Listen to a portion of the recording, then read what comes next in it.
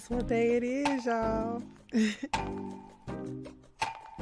Yeah, today is Monday.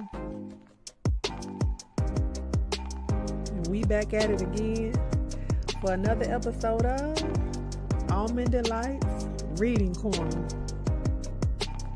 So come on in. This week, we'll be reading Love and Gospel Music. What's wrong with telling the damn truth?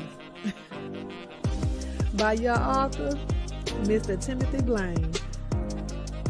Y'all head on over to Amazon.com and get your books. Download it on your Kindle or just order the paperback.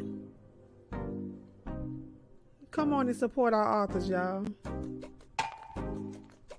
Love and gospel music. But is it really about love and gospel music? We over here reading, y'all. Make sure you comment, like, share, and subscribe to Almond Brown everywhere. Check the description box to get all the links to his book and also to Mr. Timothy Blaine's YouTube channel. We almost reading, y'all. Are you ready? It's that time. Shh.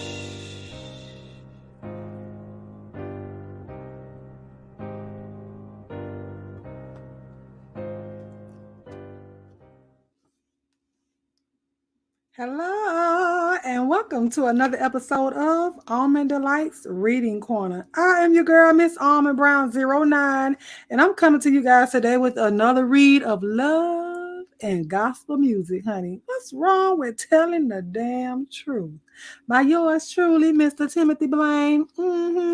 We are on chapter 6 this week, so, we're going to get into it. I hope you guys have had a wonderful Monday. I hope work ain't stressed you out too much, but if you was off, I hope you had a good time being off. And if you still at work, make sure you got your headphones on, okay? Or either invite your co-workers to come in and listen, okay? But like I said, we're on chapter 6 to reiterate what we read last week, just a little bit, because if you have not read anything yet, go back to the previous readings so you can catch up. But honey, we know that Dwayne Brown, he has found him a little love interest in Mr. Joey White. He don't understand why Joey don't want to be with him already, but because he just coming into his gay, he's coming out. So he felt like, all gay people want to do is just have sex. So when he ran into Joey and found out that Joey, that's not what he was about. He just wanted to get to know him right now. He was kind of upset. Okay. But we're going to start at chapter 6. We're going to see how far we can get. We may be able to fit 2 chapters in tonight. If not, we'll just make it do what it do. Okay. And welcome everyone. Welcome to my Almond Delights 2.0. All of my members. Thank you guys for joining us tonight. So let's go. Chapter 6. Lost Sheep. Stop the car, Joey, I yelled. What's the matter? Did you leave something at the gas station? No, but we got to turn around. I think we just passed somebody I know. Come on, Dwayne. These are all hustlers out here. You think you know one of these people? Would you please just turn the car around? What if we get stopped by the police out here messing with these dudes? Hurry up, Joey, before he gets picked up. Don't worry.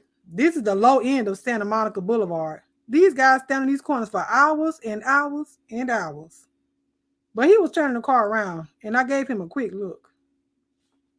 And what makes you such an expert on how long they stand on these corners? Oh, I don't know, he said. Going to the market, the cleaners, Sears. This is Santa Monica Boulevard, Dwayne. Not a dimly lit back alley. There he is. Pull over. All right. And get a ticket or arrested for trying to pick up I was out of the car, and I was right. It was Terry Baxter. Once I was sure of that, I went back to the car, which Joey had discreetly parked about 50 feet away. Listen, Joey, I'll call you later tonight or in the morning. My friend and me have some catching up to do. What? You can't catch up in the car? Dwayne, What's going on here? Nothing's going on, babe. It's just an old friend from back home. I haven't seen him in a very long time, and I want to hang out a little bit with him. Is that okay? And I can't even meet this old friend? Look, is this about the sex thing again, Dwayne? Are you trying to make me jealous? Because if that's what this is about, I'm not trying to make you anything, Joey. I just ran into an old friend and I'm walking home with him. Now, either you trust me or you don't. His jaw tightened as he stared out the windshield. I just don't see why I can't meet this dude. Since you have to have an answer, I don't want you to meet him under these conditions. What conditions? You know, out here like this. Come on, Joey. You know you can imagine how embarrassed he has to be. The last time I saw him, we were both singing in the youth choir. Oh, well, why didn't you say something? I You call me the moment you get home. And be careful out here, Dwayne. These streets can be dangerous and pretty close to everybody is on drugs. When I walked back over to Terry Baxter, there was an awkward silence. Neither of us knew what to say to each other. It had been such a long time. Terry had disappeared, seemingly off the face of the earth, shortly after Benny Nicholas was planted in the ground. Of course, I figured he must have moved to one of the big cities. After all, wasn't that what most gay people did? But I never dreamed I'd run into him on the street. He spoke first. I don't come out here a lot, he said. Just a couple of days a week to make ends meet. You don't owe me any explanations, Terry. I'm just happy to see you again. Is that the truth? Of course it's the truth. Why wouldn't it be the truth? Benny, look, I'm starving, I said. Let's get something to eat. You know some good place around here? Sure. Arthur J's is okay, but I don't have any. I just invited you, didn't I? That means it's on me now. Now which way? Arthur J's seemed like a little more than a hangout for male prostitutes. Lots of scruffy looking young guys and lots of lonely old men to pick up the chicks. Our waiter was in drag. I can tell that Terry had been eating regularly by the way he tore into this deluxe greasy hamburger. So, you been out here in California all this time? I asked. Nah. When I left Cincinnati, I went to New York City first. That was a colossal mistake. I almost froze my butt off. After I managed to survive 1.5 winters, I knew I had to live out here. How about you, Dwayne? How long you been in LA? Getting close to a year now, maybe 10 months. You like it? Love it. I came here on vacation to check out the city and to see my older brother, and I've been here ever since. You mean you didn't even go back to pack? What's the pack? A few more clothes, my journals, my albums, and a couple of tattered old Michael Jackson posters. My sister sent me my music and writings. I think she kept the Michael stuff for herself. He smiled at this. Must be nice to have family to look out for you. I left Ohio with only a gym bag and the clothes on my back. My mother, the bitch, you know that she threw me out, right? No, I never knew what happened to you, Terry. Yeah, we had a big blow up right after Benny's funeral. I was all emotional and hysterical, so I guess it must have slipped out about Benny and me. Instead of comforting me, the bitch told me I had 10 minutes to pack my junk and get the hell out of her house. And your father? That Negro is not my father. If he had been there, I wouldn't even have gotten the gym bag. I'm sorry, it's been so rough for you, man. Did you even graduate high school? No. And that's the least of my problems. Tell me some more about you, Dwayne. Who was that dude you were in the car with? He was fine as hell. Yeah, he is pretty easy on the eyes, isn't he? That's my friend Joey. I've been seeing him for about 7 months now. What is he? Puerto Rican? Boy, you can see all that from the curb. Let's just say I have developed some skills cruising past cars. Actually, Joey is more like a combination plate. He's from New Orleans. I think I'm in love with him, Terry. That's nice. All I can say is don't take your feelings for granted, Dwayne. If I had known that Benny would have been my last love, I probably would have jumped down in that hole with him. You're only what, 21, 22? I wouldn't be throwing in the towel just yet. We got quiet again for a minute, and then I had to ask him, what happened back then anyway, Terry? Do you know that I never knew that there was ever something going on between you and Benny? Something private, I mean. Yeah, that was Benny's idea. He said that if you knew what we had going on between us, you would think that our covenant meant nothing, that you would lose faith in him, and maybe it would have even affected your relationship with God. He took that covenant stuff pretty seriously. So, in that way, at least he was kind of religious. Benny said that the reason over half of the marriages in this country ended in divorce was because no one took covenants made before God seriously enough. He said that he didn't want to confuse you, that this gay thing was already confusing enough. I think he saw himself as your spiritual guru or something, Dwayne. I hope you're not telling me that that's the reason he. No, of course not. We'd already agreed that we had to tell you before you figured it out on your own. Benny had a lot of problems, man. I don't even think it was just about what was going on between him and his father either. It's like he was just too sensitive to survive. You know what I mean? Yeah, I think I do. It pisses me off when I hear people talking about this thing being a choice. The drag waiter approached with a check, and for the first time, I noticed that he hadn't shaved his arms. So, where are you staying, Terry? You got your own place? To tell you the truth, if I had a place to lay down, I don't think I'd be out here walking these streets all night. Everybody thinks that it's all about the money out here, but you'd be surprised how many of these guys are just looking for a place to crash. Well, the Lord must have told Joy to stop for gas on Santa Monica Boulevard tonight. I have a place over on Houston. Hudson. You sure your friend won't mind? Joey? No, we don't live together. In fact, we don't even sleep together. But that's a whole nother story. And it's too nice a night to be depressed, so I'll spare you the details. You can come and stay with me for a few nights until we can figure something else out. That's awful nice of you, brother.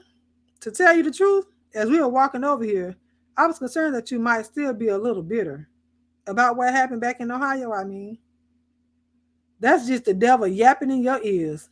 He is the accuser, not me. So you guys fell in love and didn't know how to tell me. Believe it or not, Terry, I don't think it would have been such a big deal. Sure, I would have probably been a little jealous at first because the two of you were just getting some, and I wasn't. But I would have gotten over it.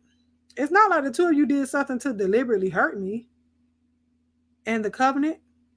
We were too young to know what we were doing. God knows that. Come on, let's go. I don't want to miss Dynasty. When I woke up, the first thing I noticed was that my brand new VCR was missing. And so was my watch and both of my leather jackets, one of which was given to me by my grandmother for high school graduation. It didn't take a lot of smarts to figure out that Terry Baxter was on drugs. Journal entry 1362, April 30th, 1980. Bless you, Father. When I took out this journal this morning, I thought for sure I knew exactly what I was going to write about. I just don't see how that man could get up the nerve to get up in the middle of the night and walk out of here with my stuff. Not that feeding him and bringing him into my apartment because he had nowhere else to go was such a big deal. I would have done as much for a stranger. But what makes me so angry is that he wasn't a stranger. This would be a whole lot easier to accept had it been a stranger that I picked up off the street. So I figured that Terry Baxter was out there on the boulevard somewhere trying to sell my stuff. I was just about to ask for your permission to go find him and lay hands on him when the phone rang. Hey, it's me, Joy said. Can I come up? When I opened the door, I could see he had been crying. You look like hell, I said. Thanks. Well, are you going to invite me in, Dwayne? Or are you busy with something else? Sure, come in. What's up? This is kind of early for you, isn't it? I haven't slept. Looks like you had some company last night, he said, noticing that both sides of my bed were rumpled. It's a studio apartment. I could very well have asked the dude to sleep on the floor. So, he did sleep here last night. Yes, he slept here last night, or at least he pretended to be asleep. Look, I really don't want to talk about this right now, Joey. But since I'm under investigation, let me make this easy for you. The dude's name is Terry Baxter. He was one of the only two gay people that I knew back from home.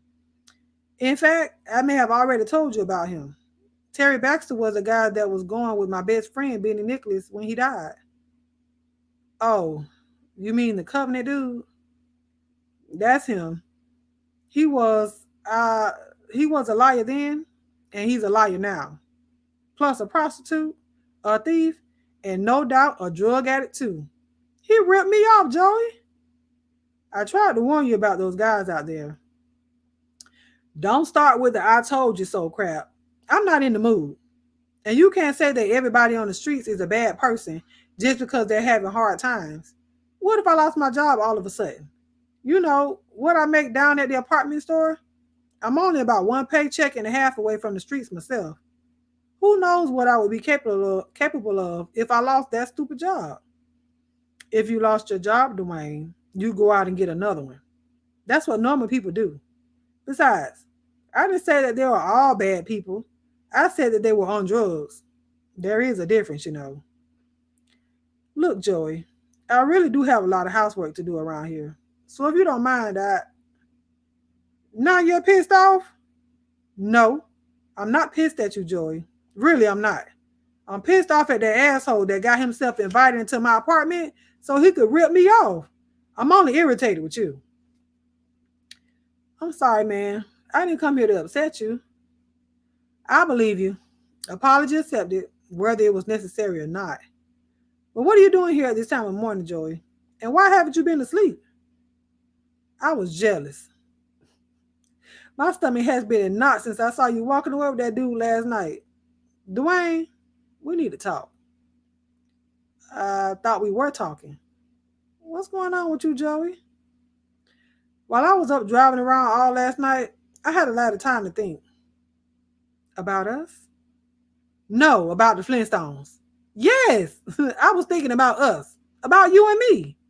I was thinking that I've been a damn fool. I was thinking that my selfishness was about to cost me the best thing that's ever happened to me. All because I walked away with Terry Baxter, the thief, last night? Yes, because you walked away with him. Look, you don't know how relieved I am about the way the whole scenario played out. I'd rather he would have taken everything you own than to do what I thought the two of you were doing up here. Thanks. I'm sure you meant that as an endearment. I haven't been completely honest with you, Dwayne. Oh, God. I hope you're not about to tell me that you've been sleeping with everybody in town. Everybody but me. No, I've been honest about that. There's been no one since we met. But you bring up an interesting point because it probably would be a whole lot easier for me to be with everybody in town than it would be for me to have sex with you. I got some problems. Thanks a lot, Joey. That really makes this morning complete. What did I ever do to deserve such a perfect morning? Will you at least hear me out, Dwayne? This is very hard for me. Trust me, Joey. You have my undivided attention. I've been seeing a shrink. A psychiatrist? Actually, he's more like a sex therapist. I saw one of those on Phil Donahue once. From what I could tell, the woman was a little more than a high-priced hooker. Not that kind of therapy. Listen, maybe the guy is just a regular therapist, but all we talk about is sex. Now, would you stop interrupting, Dwayne? You're only making it harder. I started seeing this guy a couple of weeks after we met. I was strongly drawn to you right from the beginning, and I had some serious concerns about repeating old behaviors. Basically, Dwayne, no matter what I may have led you to believe or what conclusions you may have come to on your own, I have never had a problem picking up guys and having wild sex on the first or second night. My problem is what inevitably happens immediately after that. It's not like I hate the dude. It's just that I don't ever want to see him again, and I certainly never want to have sex with him again. I'm sorry I have to say that I'm one of the dudes that you described in our very first conversation. Do you remember telling me about your first time with a guy and how disappointed you were because the guy just threw his clothes on and was out the door before you could even stop hyperventilating? Damn. You remember that? Of course I remember it. I have good reason to remember it. The person you were describing was me. As I recall, you made it a point to reassure me that you were not that type. I guess that makes me a liar. It would be more accurate to say that I had made up in my mind that I wasn't going to be that type anymore. I was already pretty burnt out with the whole pickup scene before I met you or the therapist. So you're saying that you were afraid that if we had sex, you wouldn't want to see me again? Is that what you're telling me, Joey? I'm telling you that I am deeply and hopelessly in love with another human being for the first time in my life. I'm in love with you, Dwayne. Yes, I was afraid, and somehow I'm not ashamed to admit it now. I was afraid that I would do something to sabotage the most beautiful thing that had ever happened to me. I didn't want to hurt you, man, and I didn't want to lose you. The therapist says that I've got some kind of disconnect when it comes to intimacy. It's like my scrambled up mind doesn't make the connection between love, intimacy, and sex. This is not going to be an easy road for me. He says that my problems stem all the way back to my childhood molestation. What? You were molested? You never told me that. It's not the kind of thing that comes up in a conversation. At least not with me. The therapist is the first one I've told about it since I was a little kid. You're the second. How old were you? 7. Oh my God, Joey, I'm so sorry. 7 and 8. It went on for over a year. I told you about my dad, right? He was a musician and a junkie. My parents had split up, no doubt because of the drugs and a few other nasty things, and the judge had awarded them joint custody. I still don't see how that could have happened unless, of course, he didn't know about the dope. Your father molested you? No. Even on heroin, he wasn't that sick. Then who, Joey? Who would do something like that to a 7-year-old? My dad needed to stay high all the time. Heroin is like no other drug. If he stopped even for one day, he would become violently ill. This meant that he had to play every night. Because he couldn't take me into the clubs, he would leave me with different families around his neighborhood. To make a long story short, I ended up on the doorstep of a child molester. The guy even had a record and a parole officer. My God, Joey, what happened? Did he get caught? What a piece of... His PO made a surprise visit in the middle of the night and found me sleeping there. That was all it took. They threw his ass back in prison, but the damage had already been done, Dwayne. I don't think that I've been right in the head since. The therapist says that I might actually be reliving the molestation. It's complicated. Besides, there was a lot more drama. My mom stabbed my dad. She caught him nodding on heroin and stabbed him right in his side. I was 8 years old and testifying in closed chambers, first about the molestation, and then going down the hall to give a statement about the case against my mother. God have mercy, and let my father live. After the DA heard the gory details of why she had done what she done, they didn't pursue the case against her. I only saw my dad a few times after that, and when I was 16, they found his body in the bathroom of one of those jazz clubs. The needle still sticking in his arm. That's some very heavy stuff, Joey. I sure hope you have the right therapist. Yeah, he seems to know what he's doing. I told him about us, of course. After all, you are the reason that I started seeing him in the first place. He said that if I was serious about you, and if I was serious about wanting to get better, I should commit to not having sex with you for at least 6 months. What? What an asshole. Is that what this was the whole time? Let's wait a while crap has been with you? And here you had me thinking that you were having some kind of spiritual or religious conflict. I don't think it was such a bad idea. We fell in love, didn't we? Or did we? Or did we? I shouldn't be putting words in your mouth. You know I love you, Joey. I feel like I've loved you since I first laid eyes on you. I just wish you had told me what was going on. I'm not that much of a baby. I would have understood. These last few months have been torture for me. If I had told you what was going on, it would have changed the whole dynamic and probably made the whole course of treatment ineffective.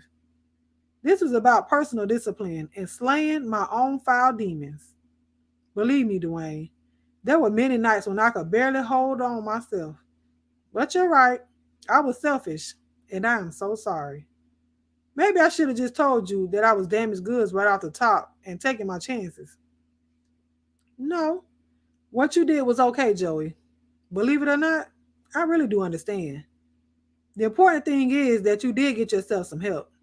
It seems strange to me that it took you seeing me walk away with another man for you to finally confide in me. I wouldn't give that dude too much credit. The 6 months is up. I just couldn't figure out how to proceed. Should I tell you this whole story first or just let nature take its course and tell you afterwards? Maybe the Lord just help us, I mean. It's not unlike him to use his weapon or enemy to bring about his purposes. Weapons? Jealousy, drug addicted prostitutes, secrets. You really think he cares, Dwayne, about this kind of stuff, I mean? Yes, I've made a decision to believe that he cares. Until he tells me something different, yes, I believe that he cares about me and he cares about you, Joey. And now I'm choosing to believe that he cares about us. Will you agree with me? Yes, I think I do agree with you. That's not good enough. Then, yes, I do agree with you. I agree that our God cares about what happens with us. Then it's done. For the Bible says that if any two on earth should touch and agree on anything in his name, then it shall be done. I'm sorry you got ripped off. Yeah, me too. I only wish I would have woken up when he was sneaking out of here with my stuff. Then I could have pleaded temporary insanity. Violence, Dwayne, that doesn't sound like you. Don't let this dude take you out of character. Don't worry. I'm not going to hunt him down and kill him. Whatever he's on, it must be awful cheap. How much could you sell a $10 Timex watch for? A well-used one at that. We laughed in unison. Did you check your apartment? Did you check for your apartment keys? Oh my God, Joey. You don't think he would? Okay. I've got him. Then, if I were you, I'd just forget about the whole thing, write it off as an experience, and get back to doing what you were doing, which was falling in love with me. I'm already in love with you, Joey. Anything else? Yeah, we made love then, Joey and me. It was the very first time for the both of us. Hello, where you been? I have a job. Look, if that's the way you plan on talking to me, Johnny, we might as well bring this conversation to a close right now. What you tripping about now, Dwayne? Where you been? I'm not one of your dope hoes, Johnny. Whatever happened to hello, good morning? Sorry to wake you up at 7 in the damn morning. Look, this is the only time I can get the phone. But you're right. My bad. I'm so sorry. Good morning, Dwayne. And how are you on this glorious day of the Lord's continuous blessings? You still playing with God? You would think that after all that's happened, you would be taking him a lot more seriously. Hallelujah. I'm hanging up now. Okay. It's kind of hard to be spiritual in a place like this, little brother. The guy in the cell next to mine got stabbed last night. That's the second time they come for him. Now, Why did you just say that, Johnny? You know what's going to make them shut the phone off again. They're not always listening. Well, it's still going on. It's still on, so I guess we better get caught up. Sorry I wasn't there last week. I've been in rehearsals. I thought you decided you weren't going to sing with him. I'm not. In fact, Joey is out on tour right now. He'll be going for another 6 weeks. I've joined the choir of this new little church I've been going to over in Glendale. Another church, Dwayne? What is this? 5 now? 4. Joy thinks that if I got involved with the choir, maybe I wouldn't be so quick to leave. Why can't you just go to his church? Shouldn't you both be at the same place? I hate that place.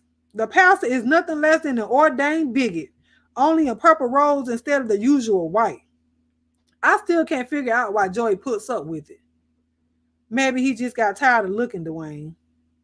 Well, that certainly would be understandable.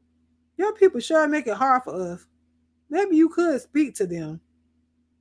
Now they're my people. Straight people. The world hasn't gotten any friendlier since you went on leave, Johnny. Yeah, they treat gay people differently in here too. Although not nearly as bad as Hollywood would have us believe. Hey, do you remember a dude named Terry Baxter from back home? Nope. Kinda lanky, wore braces, lived over on the Pine Street. Oh, you mean that dork that was always bragging about being around around behind you and Benny? That's the one. I ran into him. In LA? That's kind of unusual. I never ran into a single soul from Ohio, that is, until you showed up, little brother. Maybe it's time we had to talk about the little brother stuff, Johnny. Do you realize you're only 2 years older than me? We're practically the same age. What about this Terry dude? You been hanging out? No, he's a dope fiend. Judge ye not, little brother. Judge ye not. Believe me, I've got good reason to call him that.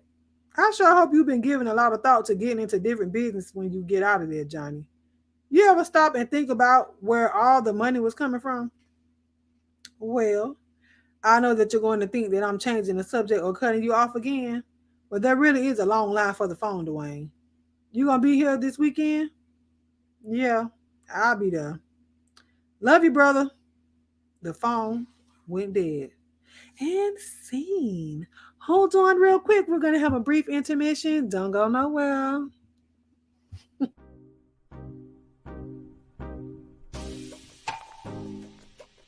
Guess what day it is, y'all?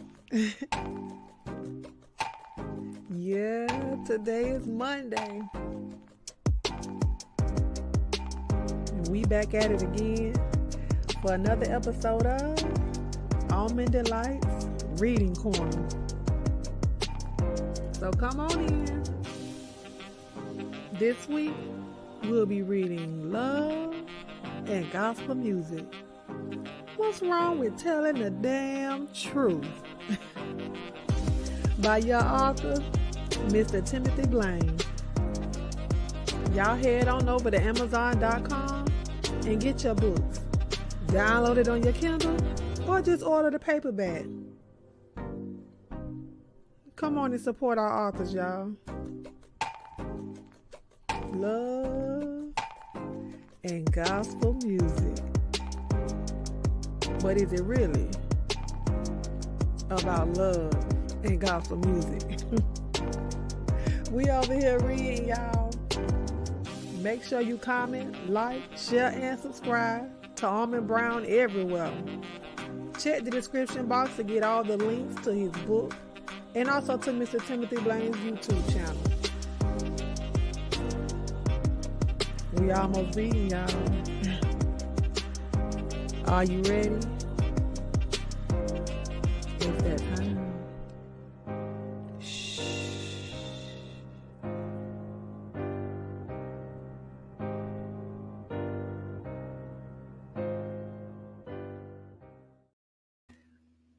And welcome back from our brief intermission. We are going to continue our read of Love and Gospel Music.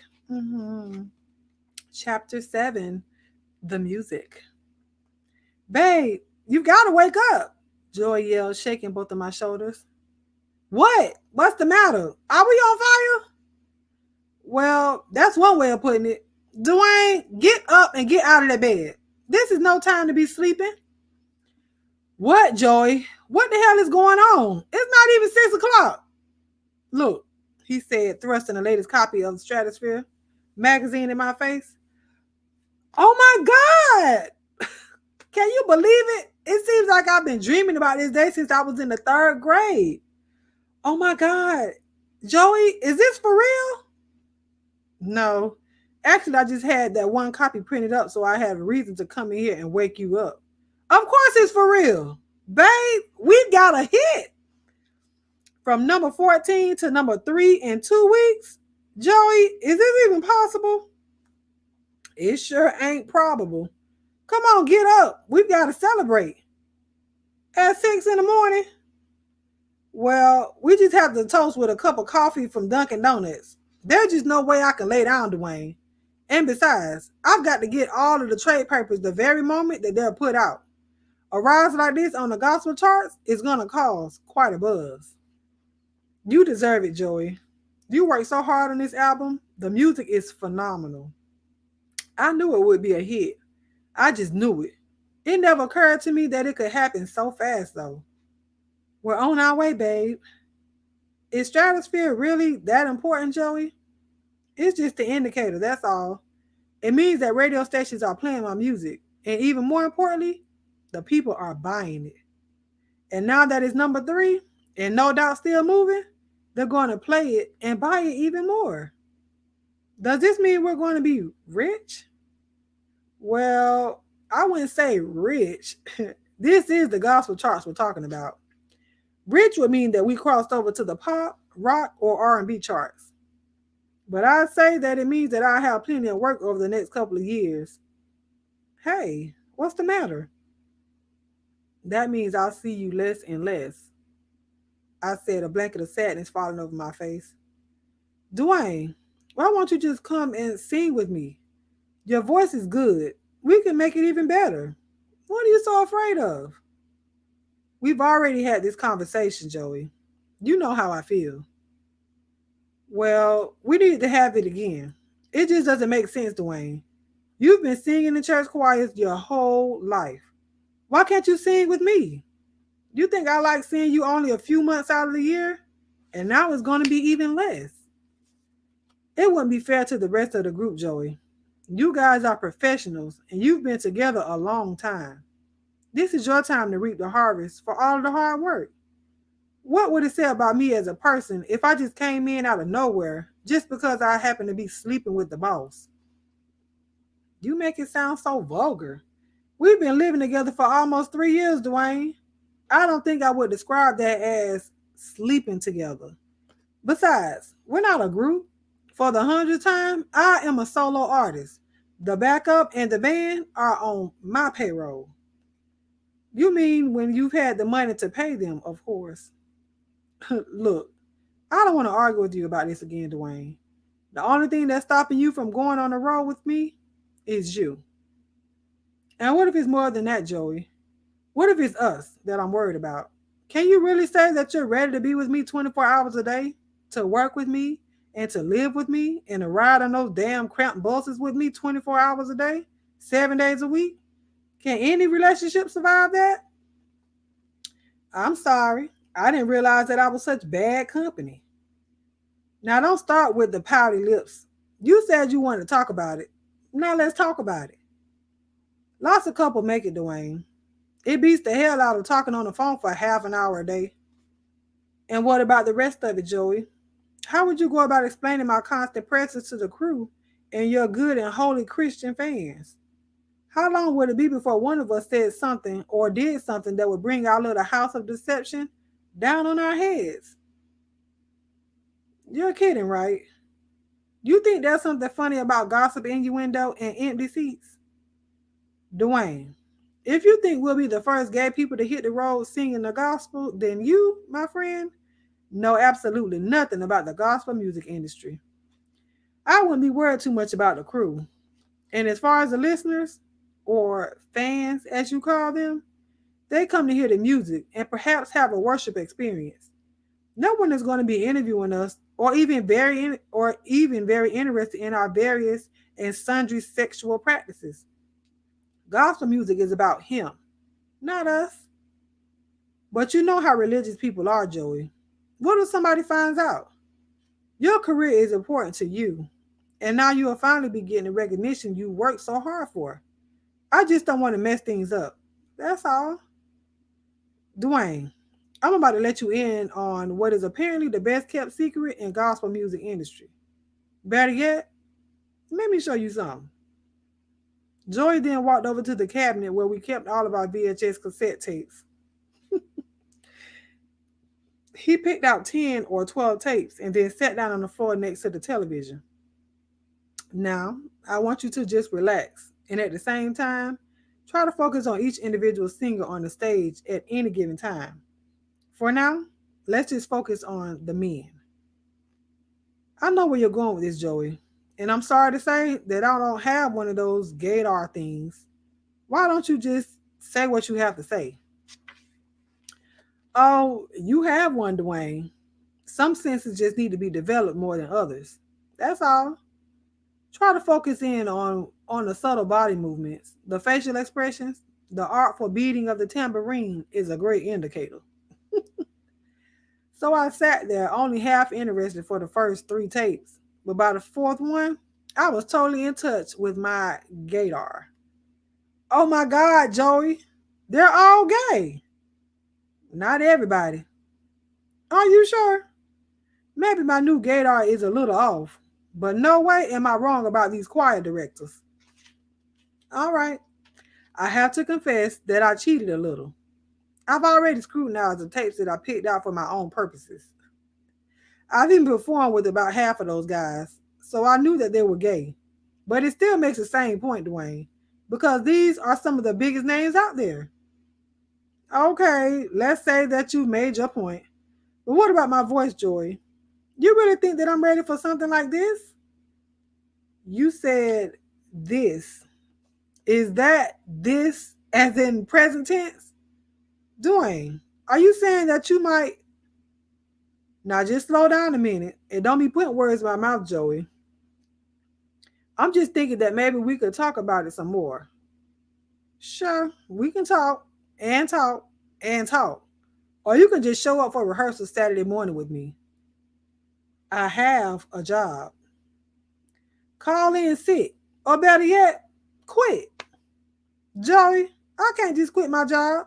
Those people depend on me down there. It's the Broadway department store, Dwayne. I think they can find somebody else. Why don't you just say it, Joey? You think my job is stupid. I never said that. And as a matter of fact, I think your loyalty and work ethic are beautiful. It's just time to put them to work for us. That's all. How much will I get paid? Now come on, babe. You know that whatever is mine is yours. That's so sweet. How much? Well, we can do better than scale a whole lot better than the Broadway. I have to see what the other guys are getting. You sure can't come in making more than anybody else. Now that will make them hate you. And me too for that matter. What about the label? And the producers?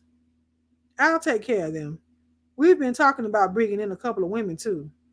I guess the only thing left is for you to make up your mind, Dwayne. Are you going to do this? Yeah, I think I just might. That's not good enough. Then my answer is yes, Joey. So now we finally agree. And it is done.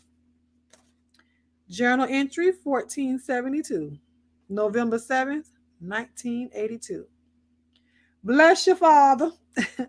Well, Lord, just in case you haven't been following this blow by blow, when Joey and me got back from picking up the gospel music trade magazines and reading them out on the cliffs above Malibu, there were 13 messages on the answer machine, 6 from Joey's agent.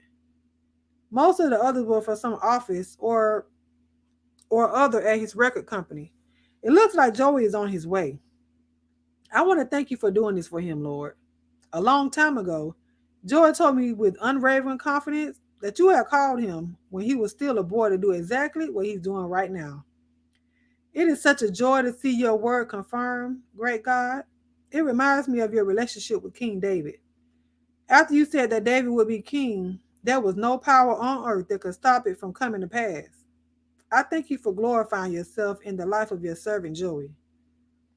Joey and me were so focused on how well Savior was doing that neither of us realized at first that he actually had 3 songs in the top 20.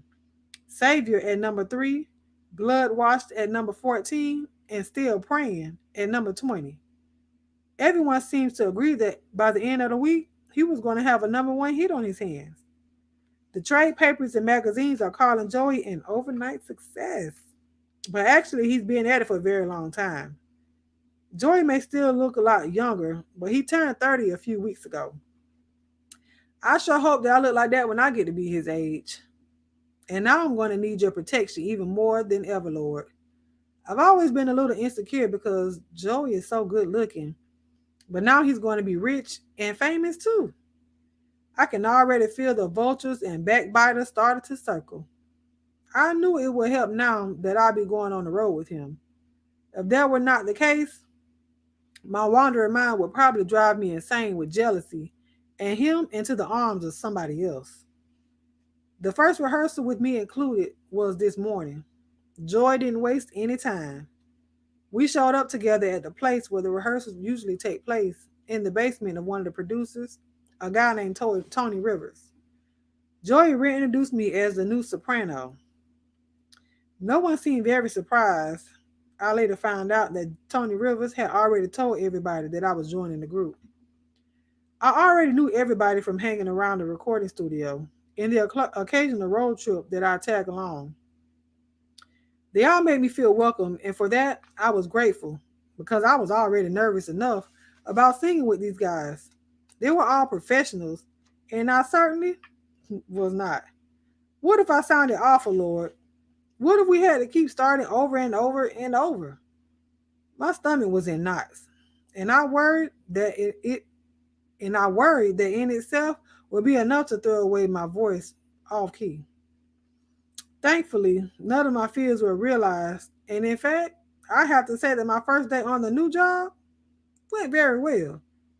We even applauded each other at the end of the session. Joy said that we were naturals together and that we should have made this happen a long time ago. I had to remind him, and not for the first time, that we are Christians and that our steps are ordered by you and not by us. Now that my confidence is up, Lord, and I feel like I just might be able to pull this off and actually be an asset to the group, I'm starting to get very excited. Not only at the prospect of working and spending so much more time with Joey, but at the prospect of actually performing in front of a large audience myself. Joey is right, of course. I have been singing in church and school choir since I was a kid. But in truth, I've never taken myself very seriously. And I certainly never planned on being paid to sing anywhere for anybody. Well, I still haven't heard any bells or sirens going off in my head telling me that this is my calling. But I've got to tell you, Lord, that first rehearsal was nothing less than magical. Or maybe you would prefer that I use the word spiritual. Whatever it was that went on down in that basement today, it was a far cry from anything I've ever personally participated in. Every voice, every musician, and every instrument sounding off in perfect unison. Now, it's true that I already know every song on the new album backwards and forwards, so they didn't have to waste a lot of time getting me up to speed. But it was just beautiful, Lord, and I'm so happy that you ordained it to be so. It took all that was in me to control my spirit and not get happy right in the middle of the third song. Of course, it's Joey and his phenomenal range and energy that people are willing to pay to see and hear. He is such a tremendous talent, Lord. I don't know what I ever did to deserve a guy like him. It seems unimaginable that a person as humble and average as me could hold such a man's interest for so long. It's been over 3 years now. And Joey and me are just as in love with each other as we were that first summer back in 79. I just hope and pray that this new success is not going to change things between us. The producer, Tony Rivers, is a bit of a slave driver. The rehearsal ran a full 2 hours over. You must have gifted that man with special ears that hear what I'm unable to hear, Lord, because what I heard, or thought I heard, was nearly perfection. Tony Rivers seemed to think that the execution of most of the old songs and some of the new songs still needed a lot of work. Not too bad, he said, considering we blended in a new voice today. That would be me, of course. Joey said that the sound was excellent and that I shouldn't be hanging on every comment made by the legendary Tony Rivers. Producers are paid to be assholes, Dwayne, he said. That's why they get big bucks and we get the glory. God gets the glory, Joey. What's the matter with you? Okay, so God gets the glory and we get the record and ticket sales. The phone rang. Hey, little brother, said Johnny. I'm out. What? You can't be out. I was supposed to be picking you up at the gate tomorrow morning, remember? Well, they called for me for my release this morning, Dwayne. I sure as hell ain't going back to tell them they made a mistake. Where are you, Johnny? I asked, the first hints of worry creeping up my spine. Still in San Luis Obispo?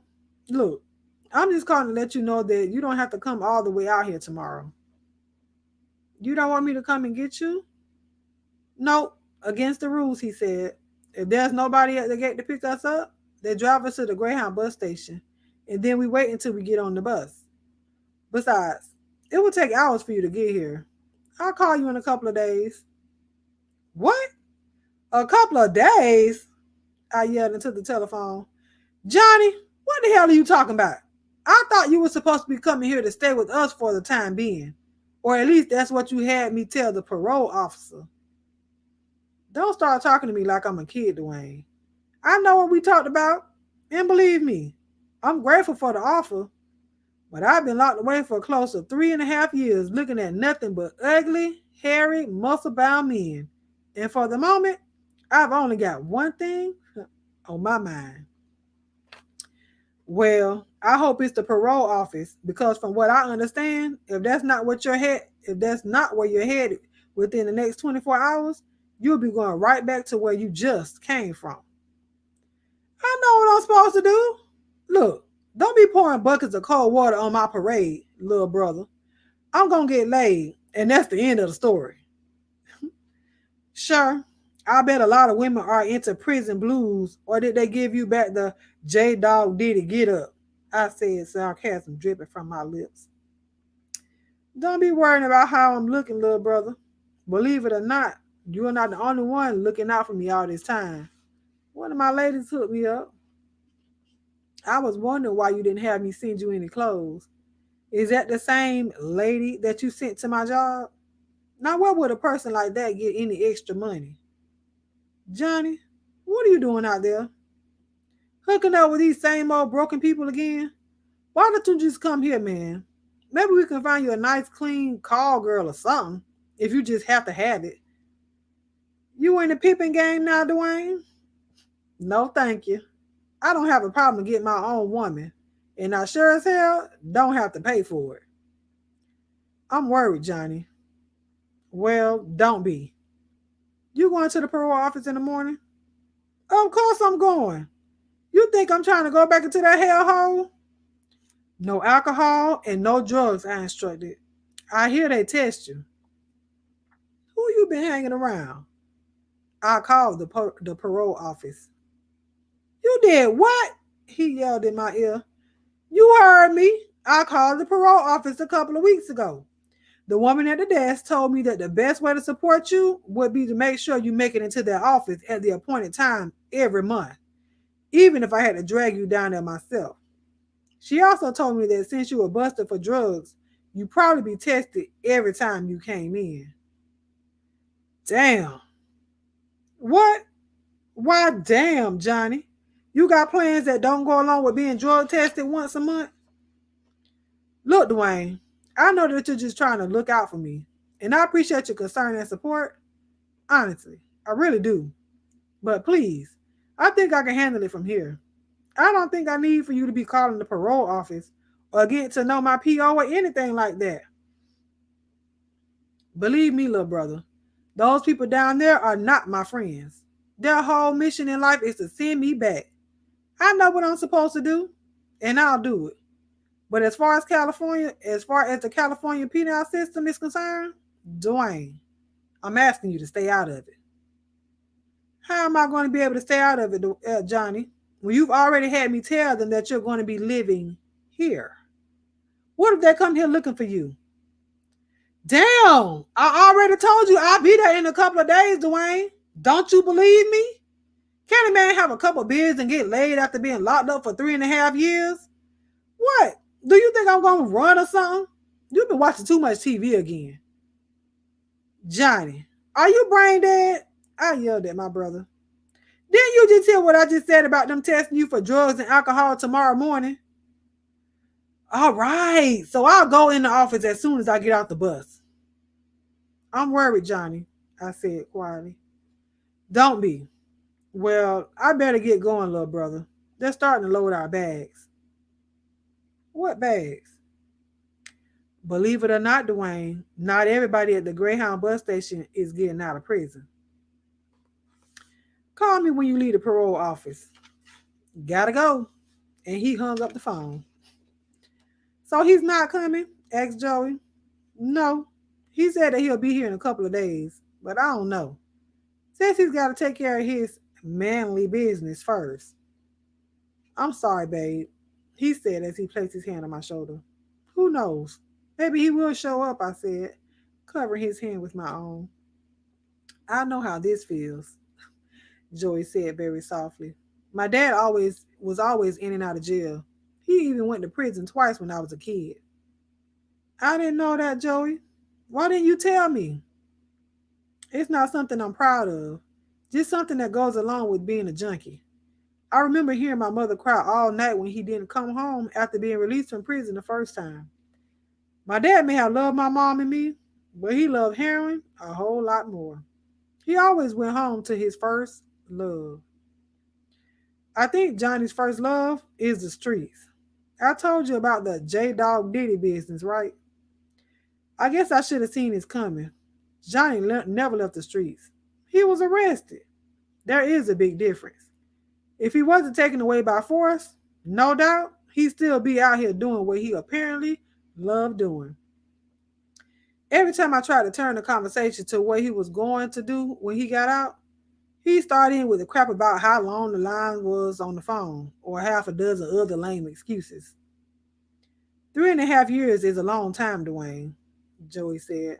A lot of time to think. Yeah, but the issue is what he's been thinking about. He should have seen some of those people he was locked in here with, Joey. Not exactly the type to be sitting around talking about finding a good church home when they got out. Johnny probably knows more about the game, as he calls it, now than when he went in. Well, let's not write him off just yet, Dwayne. He said 2 days. Let's at least give him the benefit of the doubt. I've got a bad feeling about this, Joey, I said, a tear welling up in my eye. I know that you're not going to like what I'm about to say to you, babe, but believe me, I'm only saying it because I love you and I'm concerned about everything that affects you. Just say what's on your mind, Joey. I'm a big boy. Well, I just feel like, at least in this situation, you can't afford to be your brother's keeper. You've already let your brother know that our door is open. Whether he chooses to use it or not, it's totally up to him. He hesitated and then went on. I watched my mother spend a good part of her young life trying to change somebody who didn't want to be changed. It just made her old before her time.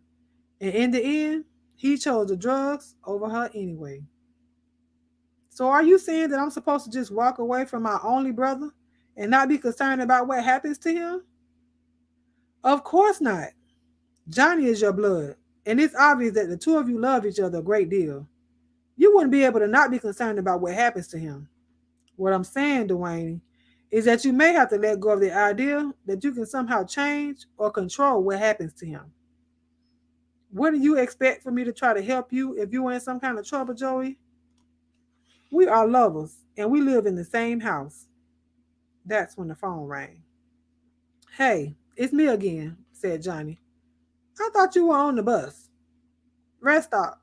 Look, Dwayne, I've been thinking. You are right, of course. I'm about to blow it big time. You want me to come and get you? I asked, hope welling up inside of me. Nah, I'm already moving. Maybe you can pick me up at the bus station. Which one? What time? We get to the downtown Greyhound bus station at 2 p.m., gate number 63. I'll be there, I said. I know you will, brother. And Dwayne? What? Thanks. Hey, I've got somebody here that wants to speak to you, I said as I handed the telephone to my brother. Hey, Granny, said Johnny. It's me. Oh my God. Thank you, Lord. Thank you, Jesus. Hallelujah. Glory to your name, Father. Hey, hey, hey. Glory. Granny, Johnny exclaimed. Bless you, Lord. Bless your holy name. Hallelujah. Hallelujah. She just dropped her phone, said Johnny, laughing. I think she's dancing, Dwayne. Just like old times, I said with a big smile on my face. Well, you might as well hang up. She'll call back. Joey went down to the studio for a couple of hours so we'd have a chance to catch up. Come on, Granny. Oh, hallelujah. Seems like a decent dude. This him? Asked Johnny, picking up a framed picture of Joey and me standing on the cliffs above Malibu. Yeah, that's our favorite spot, I said. If we ever make any real money, we'll build a home out there. What's wrong with this place? Johnny was looking around the luxurious high-rise apartment. You didn't tell me you were living like this, little brother. Studio's on it. We're just renters. You must be making them a lot of money. We pay our rent on time, I said. It's about a half of what this place is worth. You look good, man, said Johnny. You too, brother. You been working out? Very funny. Yeah, I've been working out about 2 hours a day for the last 3.5 years. Well, at least you got something out of the deal. I don't suppose that gave you any of that money back. Now, wouldn't that be something? Nope. All the dope money, the drug money that becomes property to the city or the county. They gave us all $200 at the gate, and then we were on our own. Well, that's about enough for 2 shirts and a pair of pants. Here's what I can do for you right now, Johnny, I said, as I handed him $300 I had been saving for him. Thanks a lot, Dwayne. I'll pay you back as soon as I get on my feet. You're kidding, right? I said. Johnny, how could I even begin to pay you back for all the cash you sent me back in the day? I probably wouldn't even be in California right now if you hadn't sent me a ticket. I thought you said that all of the money was dirty and didn't count for much. Look, Johnny, let's not dwell on the past. I have my opinions and defects of character just like everybody else. The point is that you paid your debts to society. You've got a brand new start, man. If you can make your own mark in this crazy world, you can. If you can make your mark in this crazy world, you can make it in this one. I gotta tell you, I'm a little nervous, Dwayne. I mean, here I had been telling myself for at least the last 6 months that I wasn't going to use anything when I got out. And I wasn't out of the gate a full 30 minutes before I was on my way to the bar.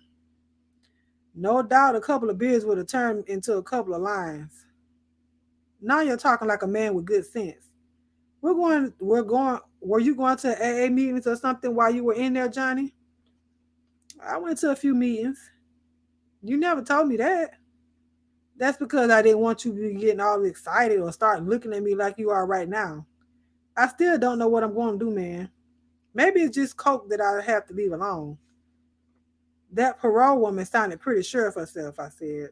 When she said you'd be texted for both drugs and alcohol. We'll see in the morning. But I just want you to know, little brother, that you don't have to worry about me using anything as long as I'm staying in your house. Thanks. The phone cut me off. It's for you, I said, handing him the receiver. Hey, Granny, you feeling better now? Now you know I do, Johnny Brown, said our grandmother. Boy, where have you been for all of these years? Actually, I've been in prison, Granny, said Johnny, with shame in his voice. I kind of figured that's what it was, Grandma said. I guess your brother knew where you were all this time? He didn't want to upset you, Granny. Besides, I asked him not to tell you. And your mama? Yeah, she knew. I wish people would stop treating me like I'm going to have a heart attack or a stroke every time something bad happens to this family. I may be old, but I'm not stupid and I'm not weak-minded. You think this is the first time something like this has happened in this family? Well, just in case you're feeling like you're the only one, son, believe me when I tell you that you are not. I'm out now, Granny. Isn't that the most important thing? Well, I wish I could say that it was, son, said Grandma. But anybody can get out. All you have to do is hang around the place long enough. What's more important is, can you stay out? Where's your head at, son? You got any plans? If you don't come up with a plan for how you're going to move forward, Johnny, why, that's like sitting around waiting for the devil to show up. Well, I just got out this morning, Granny. But you're right. I do need to figure out what I'm going to do, and fast. Maybe you could come back here and work for your Uncle Will. He's doing real good with this construction business of his. No can do, Granny. I'm on what they call parole for the next 3 years. I couldn't leave Los Angeles now, even if I wanted to. Not even for a visit, said Grandma with disappointment. Not likely. I won't know all the details until I go into the office in the morning. Well, Johnny Brown, you just be careful of that old devil. No doubt he'll be coming looking for you. That old devil don't like losing none of his slaves. You best believe that. Actually, I think I do believe that, Granny. You been reading that word, John? She asked, eyes glistening through the phone. Now don't you start shouting and dancing and getting your blood pressure all out of whack again, Granny. It's still a little early for all that. But yeah, I've been reading the Bible again. And I've had a lot of time to meditate on what I was reading. Where are you at right now, baby? Said Grandma, excitement in her voice. I started with Genesis and then jumped all the way over to the New Testament. Go back, she said. Granny! Johnny, you need the whole story, baby. Well, I don't know what I would agree with you. I don't know that I would agree with you there, Granny. But I don't want to argue about it. Is there anything wrong with me spending some time in the New Testament first? No, there's nothing wrong at all with that, son. Well, that makes the old woman very happy. It's sure good to hear your voice again, Granny. It's been a long time. Way too long. That's been your choice, son. I've always wanted to talk to you. It seems like you've been ducking my advice, opinions, and hard stands against sin your whole life, John. I can't help but wonder if maybe I used the wrong method with you. But now look at God. God don't need me. God don't need nobody. You just keep your face in that Bible, son, and everything is going to work out just fine. I love you, Granny, said Johnny, sounding a little like a young boy. And I love you, grandson, she said. I'm going to put a little something in the mail for you today. No sense telling me not to or that you don't need it because I know that you do. Okay. Okay to use Dwayne's address? Yeah, him and his friend have offered to let me stay here until I can get off my feet. But really, Granny, you don't have to. You boys always work close. Tell me, Johnny, your brother, does he seem happy? Yeah, this is about the happiest I've ever seen him, Granny. Good. Well, you call me day or night if there's anything I can do to help, son. Always remember that you have family that cares about you, John. Don't put anything foul in your body or let foolish ideas fester too long inside your head. Talk about your problems with the Lord, baby. He just sitting back waiting for you to give him a chance to show you who he is. It's good that you have your brother there. But if you find that you need more support, get it. God works through people and situations, Johnny. Listen for his voice in everything. He is a faithful God and he won't fail you. Hallelujah. Don't stop praying for me, Granny, said Johnny. Well, you know that'll never happen. I love you, he said one more time. I love you too, baby. Later, when Joey got home, Johnny stood up to meet him. Nice to finally meet you, man, Joey said. Yeah, this has been a long time coming, said Johnny, as they shook hands. Sort of feels like I already know you, though. I know what you mean. Dwayne talks about you a lot, too. How's the album going? Better than I ever dreamed it would. I suppose Dwayne has already told you about how our schedule had been here a lot lately. No, I hadn't got around to that yet, I said. Well, I'll let you fill your brother in, said Joey. But I'll just say that you probably won't be seeing a whole lot of us around here for the next few weeks. It'll only be like that for a few weeks, Johnny, I said. You'll have the place all to yourself, of course. But let's not talk about that right now. Come on, Joey, get cleaned up. The poor man has been eating nothing but prison food for the last 3.5 years. That must have been tasty, said Joey. Please don't remind me, said Johnny. To tell you the truth, I spent an awful lot of time these past couple of weeks daydreaming about one of those big, greasy, double chili cheeseburgers down at Tommy's. Well, you're just going to have to dream one more day, Johnny, I said, because I'm sure as hell not going to celebrate your return to the real world at some burger dive down on Hollywood Boulevard. I guess Tommy can wait a few more hours, said Johnny.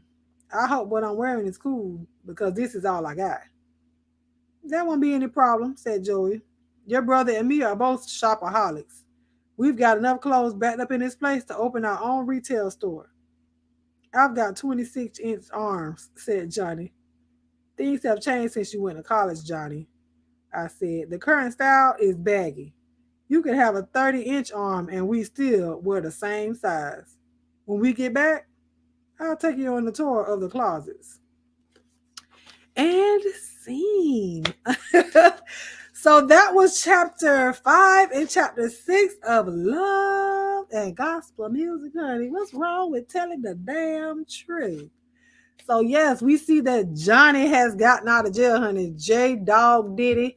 I'm going to drop the link for anybody that wants to come up and we can discuss what we have just read. But I am enjoying this. I'm glad that Johnny actually got out and was able to actually go to Dwayne. Because like he said, he was about to stop by the bar and probably throw away his life just that fast for a beer. And like he said, maybe a couple of lines of Coke. So we gonna pray that Johnny stay out right now. But I'm glad that Joey and Dwayne actually were able to come together. Oh, we have our guest. Welcome to the stage, Mr. Timothy Blaine. Hi. Hello. You sure love those hallelujahs, huh? Look, I got into it. Glory, glory. Right. Yes, honey. Hallelujah. That's the language, honey. Right. Yes, you know I love the Lord, so honey, anytime that's in there, baby, I got to give it to her because that's what I need to do. I said, did I write all those words? I said, no, she's in the spirit. No, you did. It was in there. Right. Yeah, but that's you wrote. Now you wrote it. Hey, that was grandma. You know, she had to show her gratitude, honey. So I was happy when I saw it. I had to give it. Listen, I know that's how she gave it in my head, but that's how I would have gave it to. So right. Well, that's how my real grandmother gave it when I finally called her after 17 years.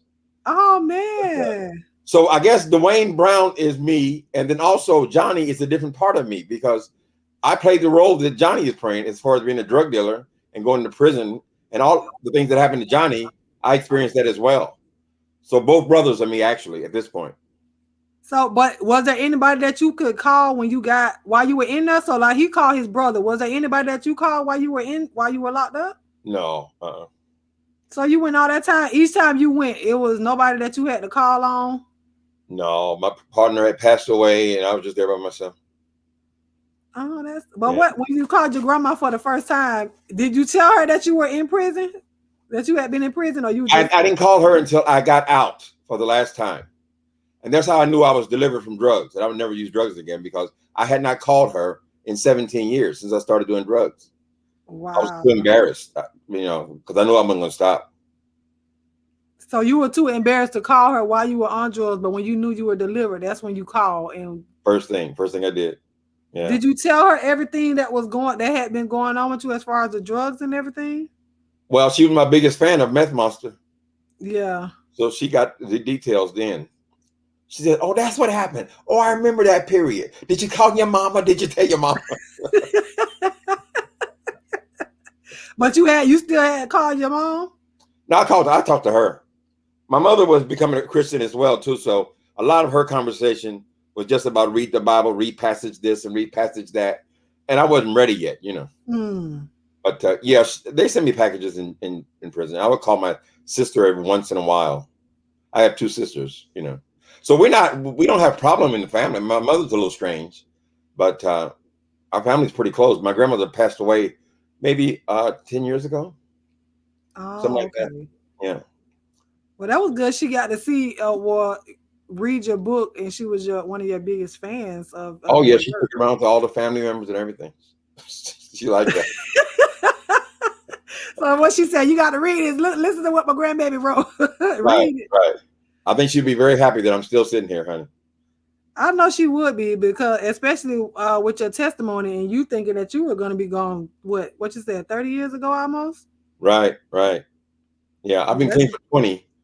I've been in San Francisco for 30 years, so yeah, it's a miracle.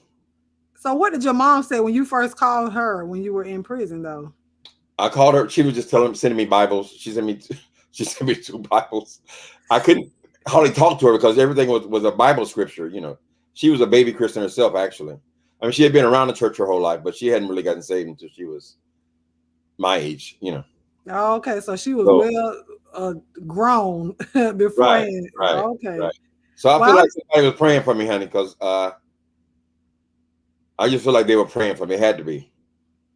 Yeah, of course. Listen, the prayers of your grandma, like you said, Johnny, don't stop praying for me. But we never, but the prayers of your grandparents, most of the time, you never hear them praying for you, but they're praying. Right, they can't hardly forget you. Right. Yeah. So, but I can relate, for those that may be watching and haven't heard my testimony. But with your mom sending you Bibles and everything while you were locked up, because I was once locked up, Oh, I never did that. Okay. Yes, I was.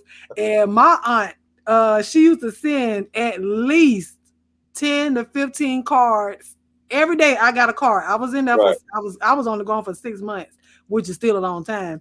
But every single day I got a letter. Every time I came up to, when they called for mail, they would call me once and then I would walk away. And then they would call me again and I would walk away. And then she said, you might as well just stay in here because it's going to be more than one.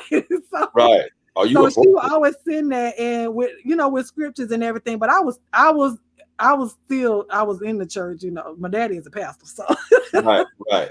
But just knowing that you have that, although you didn't want to reach out to them, but they still was able to support you while you was in there. And so your mom sent you Bibles and my aunt sent me cards with scriptures in them, but that was one of the first things I asked my lawyer for. I need a Bible and it need to be large print. Right. I got to be able to see. Well, God has your attention in there. Yes. I had never even picked it up until I got in there. So a lot of people, they make fun of people. Oh, you jailhouse safe. So and the problem is. Right. But that's what they said. Oh, as soon as you go in, you get saved. As soon as you go in, you got to start reading about it. But listen, that's your safe place. If it takes that, because you're not going to sit down when you're on the outside, you're moving and carrying on. Right. You're busy. Yeah. So, we kind of have some similarities, you know what I'm saying?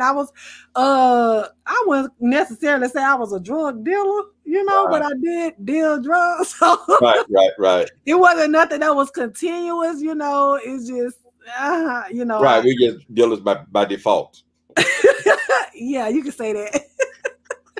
You can say that. So, But yeah, it's a beautiful story. What's unfolding, especially the relationship between them two. And then when Joy was saying, you can't always be your brother's keeper because it does become draining. Right. When a person wants so much more for you than you really want for yourself. Right. You don't Right. see the greatness in you, but somebody else does. And so you have the people that try to pull you out, like your grandma. She probably was trying to pull it all at you, but you was like, Oh, hey. Okay. I'm sorry.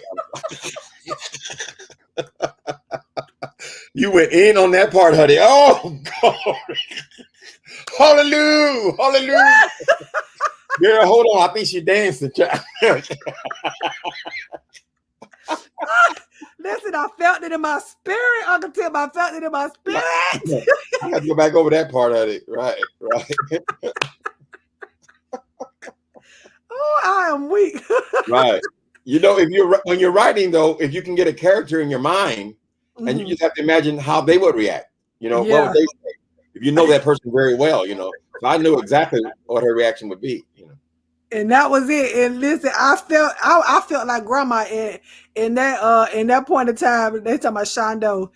You got a question? If will there be any pearl clutching twists and turns because my mind is already clicking? Oh So yes. she's trying to figure out the story. Right. Well, okay. Yeah. So you just have to read ahead. I like to hear it though. I like to hear it read because I can read it at home, but I like to hear you read it. Yeah, I have a good time reading it, especially because I don't know what's gonna come up. So when the grandma, oh yes, oh no, this is a dramatic book, and we ain't even got to the drama yet. Oh Lord, I'm ready because listen from the first chapter, baby, when Buck got knocked out. Right. From the first chapter to now, and we're only on chapter 6, so I can only imagine. Imagine what what's to come. But I'm excited. I really am excited about your book. So. Well, I'm glad you're reading it. I really enjoy it, huh? Yes, and I appreciate you for shouting me out on your channel. I know you couldn't think of my name. Oh Lord, I don't know what. Well, y'all gonna be 62 years old at some point too. I know that woman. One time I was at the Versatella, right? I was and there was a line behind me, all the white people behind me, right? And I had forgotten my PIN number, right? So I was in there punching numbers and shit. I just forgot it. It's my number I used for 10 years. We have those brain farts. So I mean, he was like, I can't remember her name. He was like, I know her name. I know. Miss Brown. Yeah, but I was listening to your video. I was listening to the replay, and I was just cracking up on the inside. I was like, "Is he talking about me?" And I looked at the chat, and I saw that S. Hutchinson had put my name in the chat, but I don't know if you had saw it or not. But right, my people know I'm half crazy. They know. They fill me in, honey. Yeah, I said, what's that name? What's that? You will get it way down the line because you be. I gotta be looking like this. Yeah, you be 20 minutes behind on the comments, so we done told you 20 minutes ago, and when you catch up to it, you be like, "Oh, okay, yeah, y'all answered me." So, well, I'm glad you understand. I understand. I do. Listen. No, it was no hard feelings. I knew who you were talking about, so I appreciate it. Right. Well, I'll shout you out every time we get a chance. I enjoy this. A lot of other authors, though, are going to enjoy you reading for them as well. I hope we can find another one. Thus far, we haven't found another author. So, but we still have a ways to go in your book. But, Isn't there somebody called Just Read My Book? Someone's name is Just Read My Book. I asked her one time, I said, girl, what is your book? Tell us. I think I remember you asking her that on one of your videos. Yeah. There are people around, though. I have to find her. I haven't seen her in a while, though. I normally only see her in your chat, if I'm not mistaken. Right. There are people out there. I don't know. Maybe we'll ask her and see. I think this is going to keep you busy for a while, though. I think there's 18 chapters. Well, you're already a third of the way through, though. You're doing pretty good. Yeah, because your journal entries are long, so. Well, it's all journal entries, right? Yeah. I didn't even remember that. I said, "Well, damn, the whole book is him talking to God." That's what the whole book is. But there's a lot of drama in there, though. Some serious stuff in there too. Even make me cry, right? With the character. Lord. Well, we're ready for the drama. We're gonna keep on reading, so we'll be back here next Monday at 9. Well, yeah, we should be back here next Monday at 9 o'clock. We know the 4th of July is on Sunday, so I shouldn't have too much going on Monday. So okay. Yes, but I will meet you back here next Monday, and yeah. We'll see what happens next. We shall see. We're in suspense right now. So y'all come back next Monday, okay? Thank Okay. you, Uncle Tim. Okay. It's great to see you. You too. So, yes, that was the author of A Love and Gospel Music, Mr. Timothy Blaine. So, yes, you guys, while I'm giving my church announcements, please drop your chocolate and your sun emojis in the chat. I am going to drop the membership link to my channel in the chat while I'm talking. If you would like to join the membership, it's appreciated but not required. It's not required, but it's appreciated.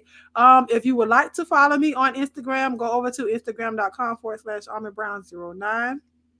Um, if you are an author or you know an author and you would like for me to read your book or you think they may want me to read their book, please go over to almondbrown09@gmail.com and message me so we can get the correspondence going because I have to get permission to read a book. I cannot just read an author's book without their permission because I am not trying to get my channel struck down. Okay, that's their intellectual property. So I would like to get permission from an author to read their book. You can also listen to listen to the readings on my podcast over at anchor.fm/AlmondBrown09. You can listen to it on the go. If you have Bluetooth in your car, you can hook it up to your car speakers and listen to me while you're driving. The books are also in the playlist here on my YouTube channel. So if for the ones that may be listening on the podcast, youtube.com/AlmondBrown09 and check out the playlist. For those, you can just hit play all and the videos will continuously play for you guys to listen to. I have read another book of Mr. Timothy's. It's called The Epiphany. It has its own playlist as well. I've also read other books by James Colwell. I read 5 of his books. You can also see those and hear those on my podcast as well. Yeah. I have enjoyed this read. We did 2 chapters this week. So next week we will be on chapter 7 of Love and Gospel Music. You guys, please check the description box below for all of the links to his YouTube channel as well as to Amazon for you guys to purchase his book. I know you guys hear me reading, but this book is a part of a series. So there are 4 other books. So he has Meth Monster. That's his memoir.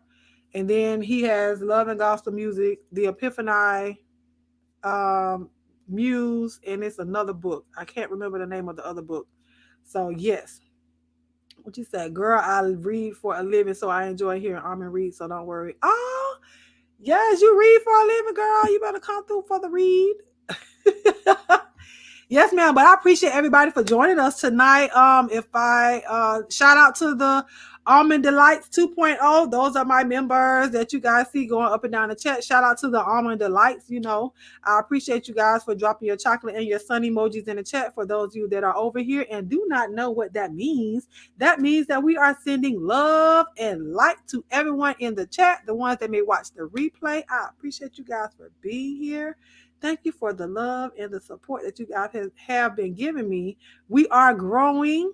We are going to continue to grow, and I'm just going to continue to be me. And thank you guys for loving me just the way I am. I appreciate you guys. I'm tongue tied. And you guys, if you would like, please go and check out my community wall. There is a painting there from one of our Almond Delights. Yes, ma'am. You guys, we had a paint and praise. We will be doing one of those the end of July, prayerfully. We will be doing the paint and praise, and it's all orchestrated and ordained by Godchild. And she has unleashed a talent of hers, and she didn't know it was locked up in her to paint. So go and check out my community wall. I have posted one of her paintings there, and it has already been claimed. So yeah. Shout out to Angela for that one. I love you for it. And I know, don't cover your face up, girl. You know I love you. And if anybody else has any other talents that you guys would like to be showcased here, I don't know if you have a channel or not. You can always email it to me and I can post it on my wall. And, we'll shout out and show love to all of the Almond Delights. Like I said, that's how we do. We show love and light to the Almond Delights. But I love you guys, and I'm going to stop rambling because I will keep on going. But yeah, go check out my community wall and leave her a comment because she does read the comments and she will be responding to the comments. The difference is I don't like reading. Oh, girl, you don't like reading? I love reading. I love reading to you guys. But I'm going to go now, and I will talk to you guys later. I love you guys with, oh, wait a minute. Swole up, swole up. Okay, so we have our Friday night red light special. Will not be this Friday. Okay, we will not be doing that this Friday because I have my salon grand opening on Saturday. So somebody said something about doing a grand opening party. I don't know if that's what you guys want to do. Let me know if you want to do it. I don't know what would I do for this because I'm not going to be able to live stream the grand opening on Saturday. There will be too much. It's going to be too much too many personal things said and done there that I choose not to present here. So I hope you guys understand that and why I cannot live stream that grand opening. So yes, I don't know. Somebody asked me about doing a salon grand opening party here since I can't do it. So I don't know. Let me know if you guys want to do it members only, or if you want to do it as a whole. I would probably just do it as a, as a whole or whatnot, as opposed to doing it just members only. I don't know yet, but let me know if we're going to do it. Then I got to find out when. Because I'm really, really busy. I'm going to be busy trying to put everything together then. Thank you, Melissa. Appreciate you. Yes, there is nothing that you can do about it, honey. But yeah, so we will not be doing that this Friday. So next Friday, we will reconvene with our red light special. Shout out to my co-panelists, Shadia and Jada LaRue, for being there with me during our red light specials. And thank you for everyone that does come and join us. If you're going to miss us this Friday, just go back and watch a replay. Go back and watch Who's on the Line. We're going to come back with that as well. I am going to come back with the trivia night. I cannot tell you when, but we will come back with the trivia night. And then somebody said something about doing a Motivation Monday. And that'll probably be after we read this book. If we don't have another author by the time I finish this book, we will do Motivation Monday. And Indigo, if you watch this if you're going to watch the replay, I hope you have started your book of paintings, Indigo. I ain't forget. But I'm going to let y'all go. I love you guys with the love of God. And there is nothing you can do about it. I'll talk to y'all later. Bye. Thank you all for joining another episode of Almond Delights Reading Corner. I pray that you enjoyed yourself and you're relaxing your mind, in your body, and in your spirit. Come back and join us again next week as we continue our reading. If you haven't subscribed, please do so. Be blessed and enjoy your evening.